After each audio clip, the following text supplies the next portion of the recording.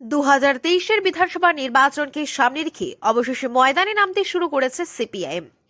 সভা মিছিল মিটিংয়ের মাধ্যমে নিজেদের অস্তিত্ব জানান দিতে শুরু করেছে।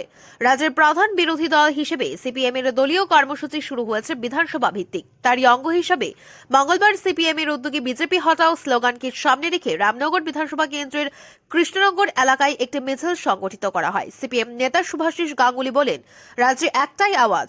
2018 সালে বিজেপি ও আইপিএফটির যে জোট সরকার গঠিত হয়েছে, সেই জনবিরোধী সরকার রাজ্যের মানুষের গণতান্ত্রিক অধিকার কেড়ে নিয়েছে। হরণ করা হয়েছে মানুষের বাক স্বাধীনতা।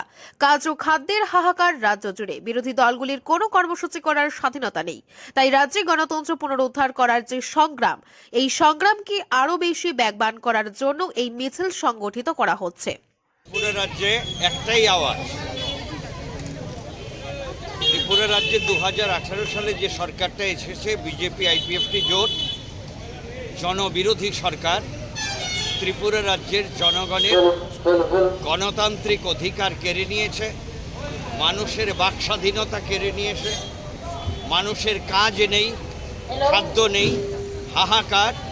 ত্রিপুরা রাজ্যে বিরোধী দলগুলোর কোনো স্বাধীনতা নেই, কাজ করার অধিকার নেই।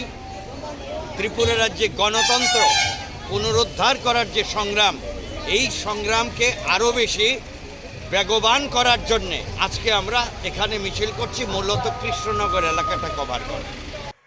নির্বাচনের সামনে রেখে বিধানসভা ভিত্তিক কর্মসূচি নিয়ে সিপিএম মাঠে নামলেও এই সমস্ত কর্মসূচিতে প্রবীণদের উপস্থিতি ছিল বেশি।